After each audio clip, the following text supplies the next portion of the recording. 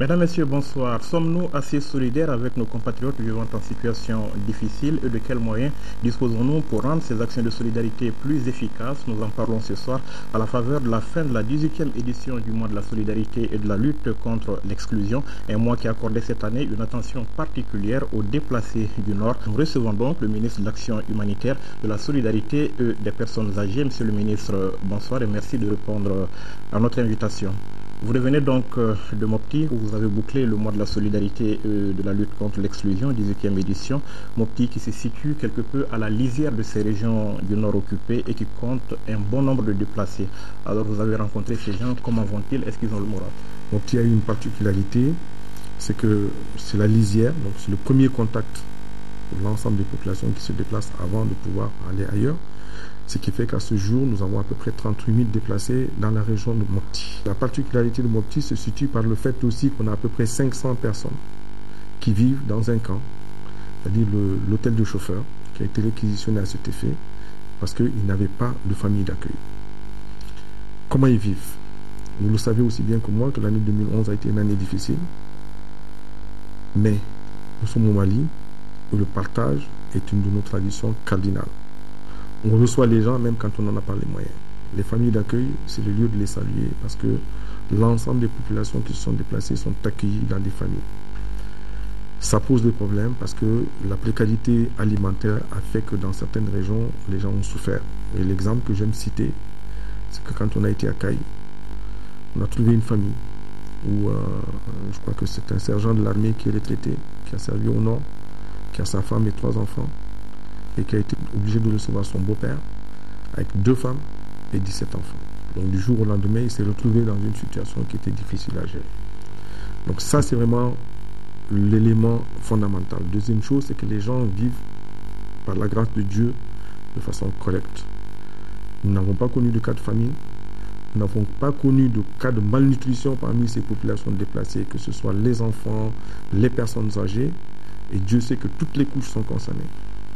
Les personnes âgées, on a trouvé qu'il y avait une personne qui était âgée de 85 ans dans une zone de déplacement. Les handicapés font partie de cela. Tout le monde vit de façon acceptable. Est-ce qu'elle garde le moral? Le moral, il est là. Parce que nous sommes aussi dans une société où le fait de Dieu est accepté. Ce n'est pas une faiblesse, mais c'est une force. Je considère que c'est une force parce que ça nous permet de voir la vie en face et d'accepter ce qu'il nous a donné. Le moral existe, mais le souci majeur de l'ensemble de ces populations, leur désir le plus ardent, c'est de retrouver dans leur famille qu'ils ont abandonné, dans leur maison qu'ils ont dû abandonner, retrouver leurs biens, retrouver leur environnement de vie, parce que vous savez que c'est des gens qui ont des habitudes alimentaires différentes. Malgré l'appui que leur est donné, il y a toujours des insatisfactions. Et ceci, c'est leur souci majeur aujourd'hui de pouvoir retourner chez eux. Est-ce que vous pouvez nous dire ce que vous avez réussi à faire pour ces personnes déplacées tout au long du mois? Ce que nous avons fait pendant le mois, ça c'est, comme je vous ai dit, ça s'est axé sur les activités traditionnelles. D'abord, c'est d'offrir les prestations minimales, c'est-à-dire les consultations qui sont le souci majeur, vous le savez, des personnes âgées. Donc d'essayer de renforcer ces consultations-là à travers des spécialistes qui sont disponibles. Deuxièmement, nous avons apporté de l'aide alimentaire. Nous avons voulu toucher les familles d'accueil. Parce que comme je vous l'ai dit, c'est grâce à eux aujourd'hui que ces personnes continuent à vivre. Donc nous avons fait ce geste pour eux, mais pour atteindre les familles d'accueil et les remercier de l'accompagnement qu'ils ont fait.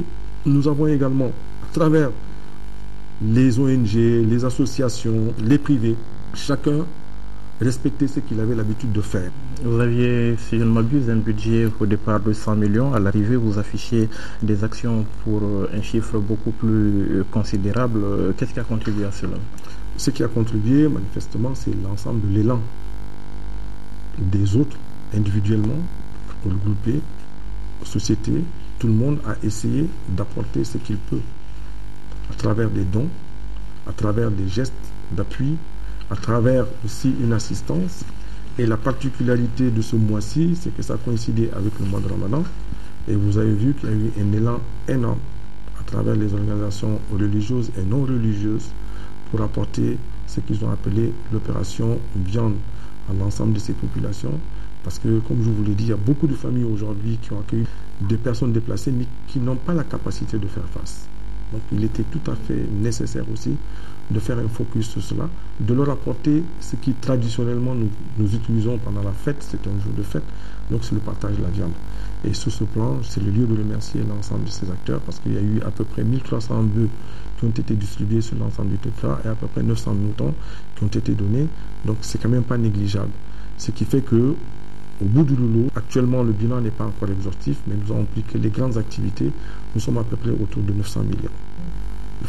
Et le citoyen lui-même, il a pu quelque part contribuer à cet élan de solidarité dans le cadre du mois? Les citoyens, je pense que tout commence par le citoyen, parce que c'est des décisions individuelles d'abord que les gens prennent avant d'aller vers une association. Mais le mois a permis, en tout cas à l'ensemble des acteurs qui sont habituellement organisés, soit en association, soit en ONG, de pouvoir s'exprimer. Mais il y a eu des actions individuelles qui ont été faites et qui ont été transmises à l'ensemble de ces populations-là, que ce soit au niveau régional, que ce soit au niveau national, donc des actions qui étaient ciblées aussi sur des zones. Et pour nos populations qui sont restées au nord aussi, n'ont pas été du reste, parce qu'ils font partie de ce grand élan, même si l'élan qui s'est fait s'est adressé à eux, nous avons particulièrement également essayé de leur apporter ce que nous pouvons. Qu'est-ce qu'on a réussi à faire pour eux quand on sait que l'accès là-bas c'est assez difficile pour eux? On a réussi à faire envoyer de la nourriture pour eux. Nous en sommes à 600 tonnes à peu près de vivres et de non-vivres. Donc on a envoyé des moustiquaires imprégnés, parce que vous savez que l'hivernage a été abondant cette année et que c'est des populations qui sont très sensibles au paludisme. On a envoyé des médicaments, on a envoyé d'autres non-vivres qui nous ont été donnés par des partenaires. Et c'est le lieu également pour moi de dire que cet élan, même si c'est fait au niveau national, il faut saluer aussi les Maliens de l'extérieur qui se sont mobilisés, soit de façon ciblée sur leurs régions d'origine, soit de façon globale en essayant d'apporter un point à l'assistance du gouvernement. Le gouvernement également a pu faire tout cela parce qu'il y a des pays amis qui nous ont aidés, parmi lesquels on peut citer le Maroc, on peut citer l'Égypte, on peut citer la Turquie, on peut citer la Chine, on peut citer l'Union soviétique, on peut citer l'Algérie. Donc chacun a essayé en tout cas de mettre en commun tout ce que nous avons reçu pour que nous puissions le distribuer. Et la difficulté, comme vous le dites, cette année nous avons voulu que les présidents des comités de crise qui sont dans chacune de ces régions se déplacent vers Mopti. Nous avons eu à échanger avec eux pour comprendre justement quelles étaient leurs préoccupations, quels étaient leurs soucis et leurs attentes. Et je pense que l'ensemble des actions qui sont faites, et particulièrement les 4 convois qui ont été envoyés par le gouvernement, ont été appréciés par ces populations-là, parce que c'est eux qui étaient chargés de la réception, qui étaient chargés de distribuer ce qui était reçu, et qui assistaient aussi la population, tant sur le plan sanitaire que sur le plan de l'éducation. Ça, c'est un premier problème. Ils ont évoqué des soucis de disponibilité de l'eau et de l'électricité. Vous le savez aussi bien que moi que c'est quand même quelque chose qui est difficile à gérer et qui coûte cher. Ils ont évoqué la scolarisation des enfants. Ils ont évoqué les problèmes de sécurité, donc l'oppression qu'ils vivent aujourd'hui. Donc tout cela, nous avons échangé avec nos collègues et nous allons nous mettre autour de la table pour essayer de voir concrètement ce que nous pouvons apporter comme réponse à ces attentes. Déjà des pistes de réflexion par rapport à ça? Des pistes de réflexion, si nous prenons par exemple le cas aujourd'hui de l'alimentaire, même si c'est insuffisant, ils savent que l'effort est là.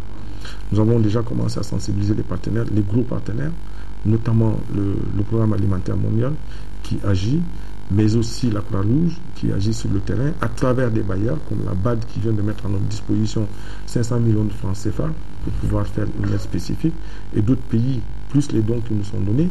Donc nous essayons de les mettre ensemble pour pouvoir les envoyer. Ça, c'est un des points. Le problème de la scolarité des enfants est un problème crucial.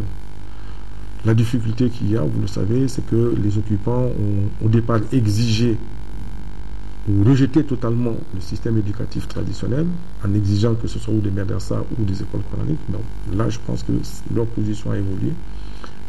La grosse difficulté qu'il y a, c'est la mixité aujourd'hui des classes et la disponibilité des enseignants pour pouvoir faire face à ces programmes. Mais sinon, de façon générale, ils acceptent aujourd'hui que le système éducatif puisse se dérouler. Compte tenu des incertitudes, beaucoup de parents ont été obligés d'envoyer leurs enfants vers le sud pour pouvoir les scolariser auprès des parents. Donc nous devons quand même nous soucier de ceux qui sont restés sur place. Et avec le ministère de l'Éducation, nous allons voir ensemble comment peut-être reprendre attache avec l'ensemble de ces présidents qui vivent avec la population aujourd'hui, qui sont eux leurs interlocuteurs, qui sont eux les personnes sur lesquelles ils comptent pour apporter une réponse, pour voir ensemble comment nous pouvons les aider à apporter une réponse à l'éducation. L'énergie, ce sera la même chose. La santé, c'est pareil. Il y a des problèmes sanitaires, comme vous le savez, depuis le mois de juin. Donc nous avons, avec l'appui de l'OMS, de l'UNFPA, le Conseil de l'Ordre, organisé des caravanes de santé qui sont composées d'équipes de médecins, 6 personnes pour chacun des cercles, pour pouvoir aller faire des prestations. Ils partent pour rester 15 jours, 3 semaines. Donc nous en sommes déjà au 3e convoi, le 4e convoi est en train de se préparer. Donc c'est des actions qui sont faites vraiment pour essayer d'apporter une réponse primaire, même si elle n'est pas satisfaisante. Et ça nous permet également d'évaluer la situation. Et donc la démarche que nous avons initiée à Mopti, c'était de prendre contact directement avec ceux qui sont sur place, afin qu'ils puissent exprimer leurs besoins et leurs attentes, et nous allons les étudier tous ensemble pour essayer d'apporter une réponse. On sait que la crise a aussi conduit beaucoup de nos compatriotes dans les pays voisins. On parle d'un chiffre de 400 000, sinon plus. Alors, le mois de la solidarité les a concernés? Pas directement cette fois-ci, mais nous avons, dans le cadre des activités que nous avons menées, nous avons rendu visite déjà à nos réfugiés qui sont au Burkina Faso. Nous avons été dans tous les camps, et quand on a été saisi pour nous dire qu'il y avait des difficultés parce que les organismes qui les prenaient en charge n'arrivaient pas à apporter une réponse, nous avons envoyé 200 tonnes de vivres directement à ces populations. Nous avons été également au Niger, nous avons visité tous les camps, et nous avons apporté, à chaque fois que nous partons, nous apportons quand même une aide localement, exprimée selon les populations, parce que comme je disais, vous savez, les habitudes ne sont pas les mêmes. Alors quand on est parti au Burkina et au Niger, ils nous ont dit, ok, nous on a du riz, on a du petit pois, mais nous sommes des Sahéliens, nous n'avons ni thé, ni lait, ni sucre. Donc nous, notre action, c'était une action complémentaire. Donc nous avons investi dans ces besoins pour pouvoir leur apporter une réponse minimale. Ceci tout simplement parce qu'ils ne sont pas sous notre juridiction. Vous savez que le Mali a adhéré à la charte des réfugiés, et donc à partir du moment où on va dans un pays étranger, on est à la charge du Haut Commissariat aux réfugiés, donc qui est seul habilité à donner la réponse. Nous travaillons avec eux pour que nous puissions apporter notre contribution à chaque fois que la demande a été faite.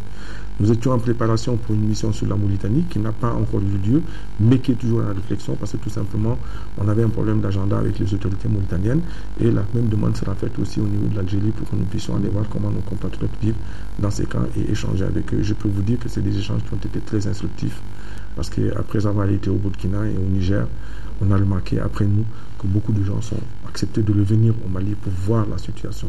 Et tous les jours, nous recevons des appels, nous recevons des demandes ici, des gens qui sont revenus pour nous dire, ok, on est revenus, on voudrait que vous continuiez à nous aider. Donc c'est un ensemble de choses qui ont été faites qui, je pense, portent leurs fruits petit à petit. Et le souhait que nous avons tous, c'est que tout le monde, partout où nous avons été, ce que nous a été dit, entendez-vous à Bamako pour que le Nord Mali soit libéré afin que nous puissions retourner chez nous. On a eu l'impression que beaucoup de choses ont été faites depuis le déclenchement de cette crise par rapport à l'élan de solidarité envers les personnes déplacées tant à l'intérieur qu'à l'extérieur. Mais souvent, on a parlé de problèmes de coordination parce qu'il y avait des actions quelque peu disparates. Est-ce que vous avez réussi à fédérer les efforts pour que l'aide soit beaucoup plus profitable? Ça a été un de nos premiers soucis. Je pense que vous savez que le département aujourd'hui qui s'appelle Action humanitaire, solidarité pour personnes âgées s'appelait le ministère du Développement social. Donc ça a été un de nos premiers soucis d'essayer de voir dans quelle mesure on peut d'abord nous-mêmes, c'est une mission nouvelle, savoir comment on peut bénéficier de l'expérience des autres. Donc dès que nous avons commencé, nous avons essayé d'approcher le système des Nations Unies qui a l'habitude de gérer ce genre de situation pour nous apporter leurs conseils et renforcer nos capacités par rapport à la façon dont il fallait manager les choses. Deuxièmement, vous le savez qu'il y a beaucoup d'acteurs. Si nous prenons même les acteurs nationaux, il y avait un moment où tous les jours, vous avez une association qui se créait en disant « je fais de l'aide humanitaire, je fais de l'action humanitaire, je fais de l'action humanitaire ». Les grosses qui sont restées sont connues, c'est le Haut Conseil, c'est le Coren, c'est Cris du Cœur, plus quelques autres qui sont là. Donc nous, notre rôle, c'était de voir avec eux dans quelle mesure chacun pouvait apporter sa petite pierre. Et nous avons créé un espace de concertation où on se réunissait tous les mois à la veille du départ de chaque convoi pour qu'on mette ensemble nos efforts et nos apports pour pouvoir les distribuer ensemble et tout le monde participait à ces convois. Dès le départ, c'était ça l'objectif, d'ouvrir déjà ce qu'on appelle le couloir humanitaire, même si on parle tantôt d'espace. Et le premier convoi qui était parti, il était convoyé par le Haut Conseil, mais il y avait la Croix-Rouge, il y avait le CICR, et il y avait aussi le PAM qui a pris part à ces convois-là pour aller sur le terrain, pour pouvoir évaluer les situations et participer aussi à la distribution. C'est la grosse question qui était posée, est-ce que ce n'était pas des vivres que nous envoyons aux rebelles? Aujourd'hui, je pense que cette question, la réponse a été trouvée d'elle-même, parce que les personnes qui sont bénéficiaires nous envoient les contacts téléphoniques, les rapports que nous recevons, nous les partageons avec les uns et les autres pour que nous puissions voir et chacun peut vérifier ce que nous disons sur le terrain.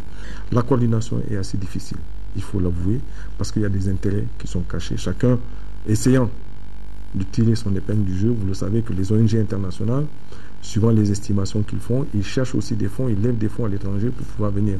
Donc ils ne veulent pas non plus qu'on se mêle de ce qu'ils font. Donc, mais nous avons essayé de créer cet espace qui nous permet, à la veille de l'organisation d'un convoi, de se retrouver tous autour d'une table et de parler des problèmes, de parler des difficultés et de mettre en commun nos efforts. Les autres cibles traditionnelles du mois de la solidarité en dehors des personnes déplacées, qu'est-ce que vous avez réussi globalement à faire pour elles cette année?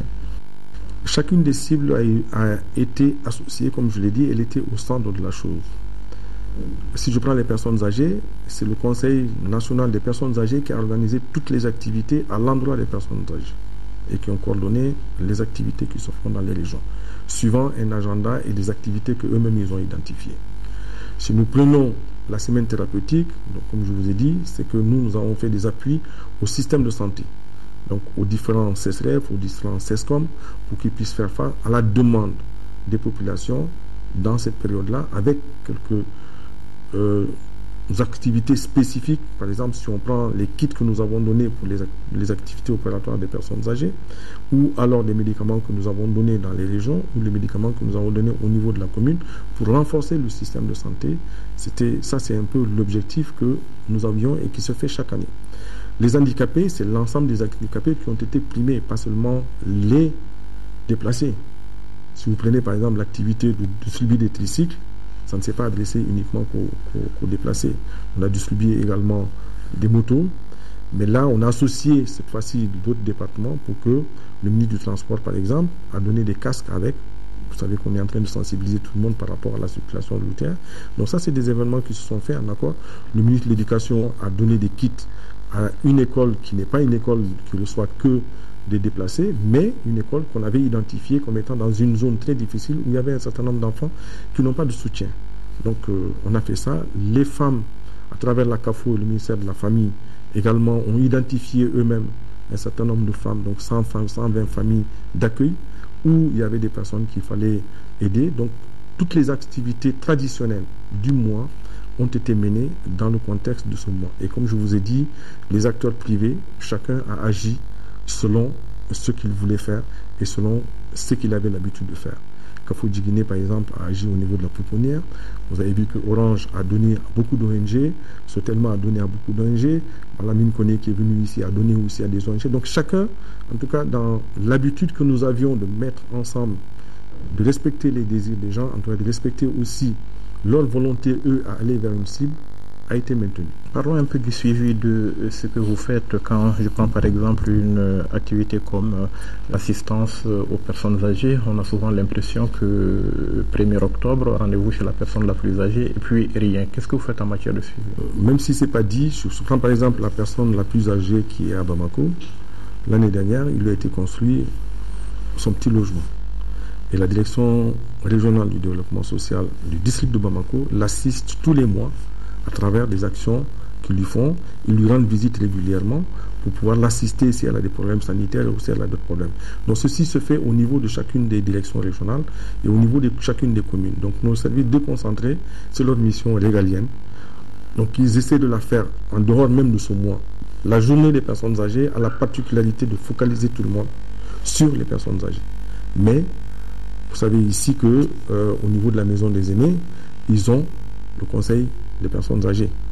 Ils ont également des prestations qui sont faites au quotidien par rapport aux consultations médicales et tout ce qui se suit.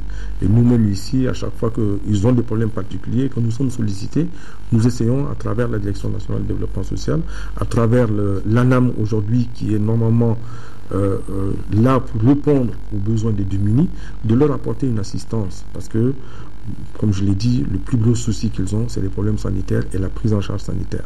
Donc ceci est une difficulté énorme sur laquelle nous essayons d'agir à travers les mécanismes qui sont en place. Et ça, il faut le dire, aujourd'hui, l'État a quand même mis en place 2 mécanismes importants, qui est l'assurance maladie obligatoire, qui permet à tout salarié de se prendre en charge, mais également ses descendants et ses ascendants, donc vos parents. C'est important et ceci est une charge pour nous tous, mais également le RAMED qui lui est dédié spécifiquement aux personnes sans revenus et qui nous permet, chaque fois qu'une demande est faite, de pouvoir apporter l'appui nécessaire. Monsieur le ministre, quand nous prenons des activités comme les appuis que vous apportez, disons par exemple aux personnes handicapées, est-ce que ce n'est pas des actions qui consistent plutôt à donner du poisson que d'apprendre à pêcher? Non. Nous essayons aussi à travers la Fédération des personnes handicapées, et qui est là, qui joue ce rôle fédérateur, de mener des activités avec eux à l'endroit de ces personnes qui sont des activités d'abord de facilitation à l'accès de l'emploi pour respecter leur dignité. Et vous le savez que la fonction publique, qui est l'organe de l'État, a depuis quelques années intégré un certain nombre d'handicapés. Vous en trouvez pratiquement dans tous les départements. Et deuxièmement, d'aller aussi vers des activités génératrices. Donc quand il y a des handicapés qui sont capables de pouvoir mener une activité, ils sont accompagnés par le département pour leur permettre d'avoir une certaine autonomie. Mais vous le savez aussi bien que moi que dans un pays qui est pauvre déjà, quand les gens ont peu de moyens, ils n'ont pas été à l'école, souvent apprendre les métiers c'est difficile. Tout le monde n'a pas cette chance. Ceux qui l'ont, on essaie de les aider, mais ceux qui ne l'ont pas, nous ne devons pas les abandonner. Nous essayons donc à travers la fédération de répondre à cette attente-là. C'est eux qui mènent les activités, qui font leur plan, et c'est eux qui fédèrent et qui gèrent toutes les activités pour l'ensemble des associations qui sont dédiées aux handicapés, qu'ils soient moteurs, physiques, visuels ou psychologiques. Donc c'est eux qui les gèrent. Et nous sommes là pour les accompagner. 18 ans déjà, donc on est dans la célébration de ce mois d'octobre dédié à la solidarité, à la lutte contre l'exclusion. Quel enseignement est-ce qu'il faut tirer de ce parcours? L'enseignement qu'il faut en tirer, c'est que je pense que si nous sommes arrivés 18 années après à susciter l'intérêt et à mesurer l'engouement que les gens font à travers les actions, comme je dis, qui peuvent être individuelles ou collectives, je pense que ceci est un signe très favorable qui nous permet de dire que ça a été une bonne décision et il faut la renforcer. Vous êtes à la tête du ministère qui gère l'action humanitaire, la solidarité des personnes âgées depuis quelques mois. Quelles sont les actions prioritaires que vous entendez mener? Vous le savez, nous sommes dans une situation qui est une situation encore stable, mais nous devons envisager tous les scénarios. Donc si jamais demain il y avait un scénario catastrophe, c'est-à-dire si on allait vers la guerre, nous sommes en train de nous préparer également pour faire face à ces afflux de population qui forcément vont se manifester. Donc ça, c'est une de nos préoccupations majeures. Et vous savez que le gouvernement, pour 2013, sur les orientations budgétaires, a inscrit les 2 missions qui sont assignées au gouvernement de transition, c'est-à-dire la reconquête du Nord et les élections, mais a mis l'accent également sur l'action humanitaire. Et le gouvernement nous accompagne dans cette mission-là qui, aujourd'hui, est devenue une des priorités du département. On a entendu des officiels dire ces derniers jours que la guerre est inévitable. Êtes-vous prêt? Nous pensons que nous sommes prêts. On n'est jamais fin prêt, mais nous pensons que nous pouvons faire face à la demande d'aujourd'hui. Monsieur le ministre, merci. C'est moi qui vous remercie. Merci à vous aussi, mesdames, messieurs, d'avoir été avec nous. On se retrouve la semaine prochaine pour un autre numéro de l'interview de la semaine. En attendant, passez de bons moments de télévision en notre compagnie.